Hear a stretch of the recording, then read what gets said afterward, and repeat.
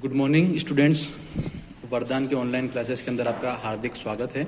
आज की क्लास आपकी भौतिक विज्ञान की होगी, जिसका हम अध्याय 4 विद्युत धारिता पढ़ेंगे। पिछली क्लासेस के अंदर हमने 3 अध्याय कंप्लीट कर लिए हैं।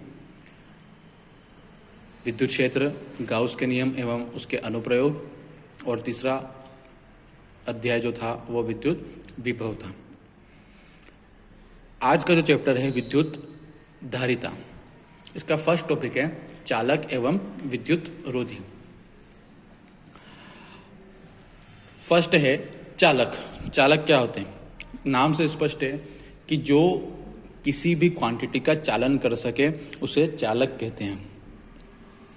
जैसे एक ड्राइवर होता है, उस ड्राइवर को हिंदी में क्या बोलेंगे? चालक। वो किसका चालन करता है? बस का चालन करता है। हमारे यहाँ पर आपके जो 12th क्लास का जो सिलेबस है वो पूरी तरह से विद्युत धारा पर आधारित है। तो चालक की जब हम परिभाषा लेंगे तो विद्युत धारा के संदर्भ में लेंगे। यानी चालक वे पदार्थ होते हैं जो विद्युत धारा का चालन कर सकें, वे चालक कहलाते हैं। इसकी परिभाषा क्या होगी? वे पदार्थ जिनमें विद्युत धारा प्रवाहित हो सके चालक कहलाते हैं। जैसे उदाहरण है चांदी, तांबा, एल्यूमिनियम, लोहा आदि। चांदी जो है वो सबसे अच्छा, जितने भी चालक होते हैं उनमें सबसे अच्छा चालक होता है, क्योंकि इसका प्रतिरोध जो होगा वो बहुत कम होगा। नेक्स्ट आता है विद्युत रोधी।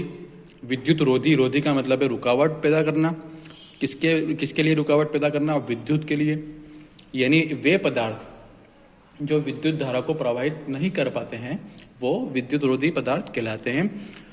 इसकी परिभाषा क्या है? वे पदार्थ जिनमें विद्युत का चालन नहीं हो पाता है उन्हें कुचालक या विद्युत रोधी पदार्थ कहते हैं।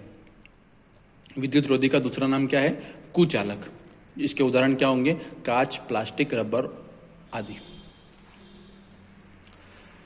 अगला है मुक्त एवं बद्ध आवेश। आवेश के बारे में हमने अध्याय फर्स्ट के अंदर पढ़ लिया था। आवेश क्या होते हैं, इसके सारे गुणधर्म हमने समझ लिए थे।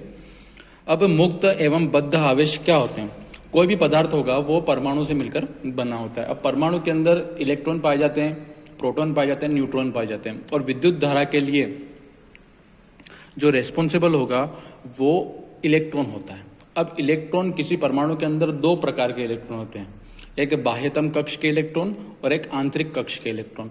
आंतरिक कक्ष किसी भी परमाणु के पूर्णतः भरा हुआ होता है, यानी अष्टक उसका कंप्लीट होता है।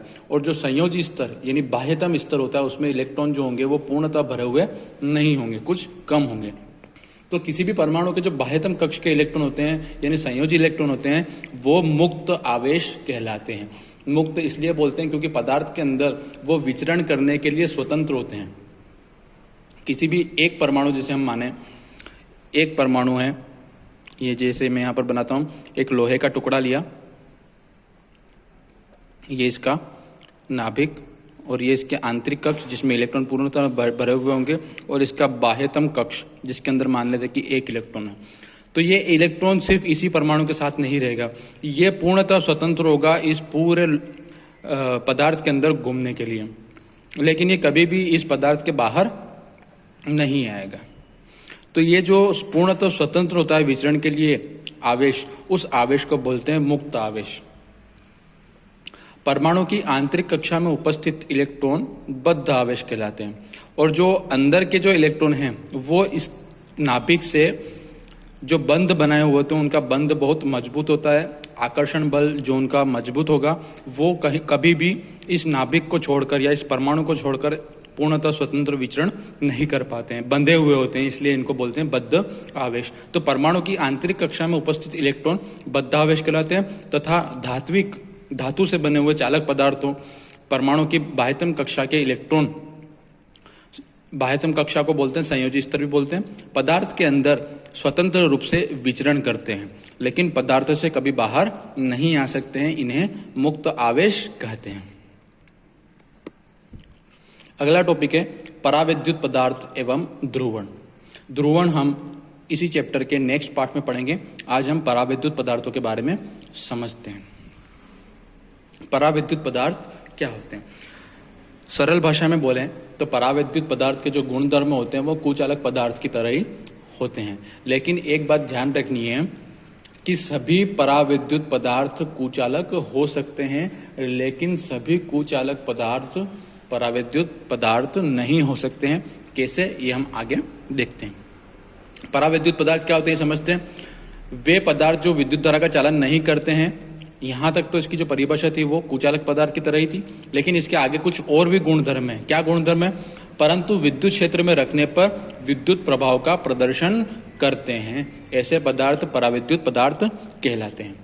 तो कुचालक और पराविद्युत पदार्थ में यह अंतर स्पष्ट हो गया कि कुचालक पदार्थों को विद्युत क्षेत्र में रखने पर कोई भी विद्युत प्रभाव का प्रदर्शन नहीं करते हैं, लेकिन अगर पराविद्युत पदार्थ को विद्युत क्षेत्र में रख दिया तो वो विद्युत प्रभाव का प्रदर्शन करते हैं।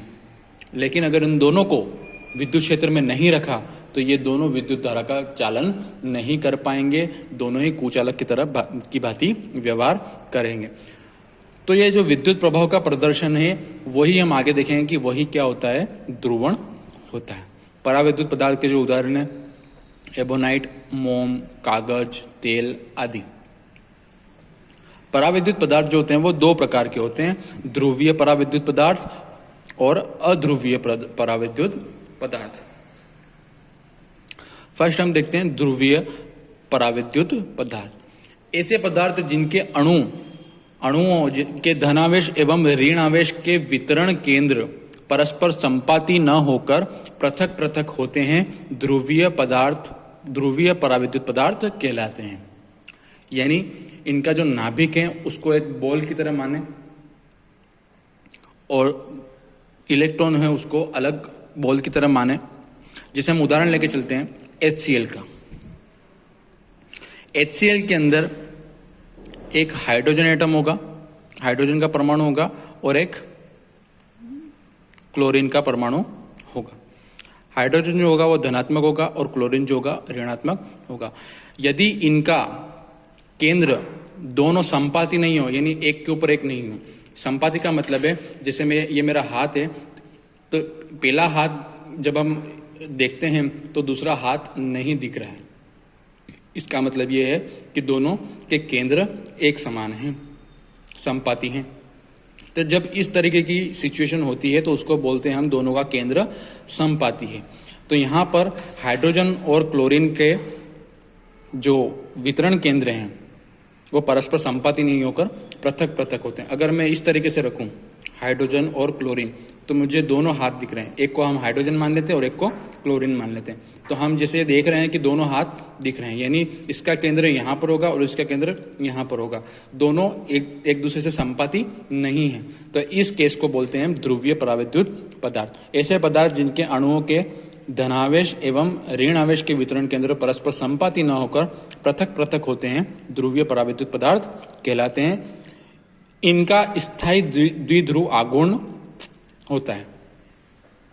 द्विध्रुव आघूर्ण हम पिछले अध्याय के अंदर पढ़ चुके हैं। द्विध्रुव आघूर्ण क्या होता है, इसके उदाहरण क्या है, HCl, H2O एक्सेट्रा आदि इसके उदाहरण। अध्रुवीय पराविद्युत पदार्थ जिनके केंद्र क्या हो, संपाती हो, इस तरीके से केंद्र संपाती हैं, तो इनको बोलेंगे अध्रुवीय पराविद्युत पदार्थ। इन पदार्थों में धनावेश तथा ऋणावेश का वितरण केंद्र एक ही बिंदु पर होता है। इनका नेट द्विध्रुव आघूर्ण क्या होगा, 0 होगा। आशा करते हैं आप सबको आज का टॉपिक समझ में आ चुके होंगे।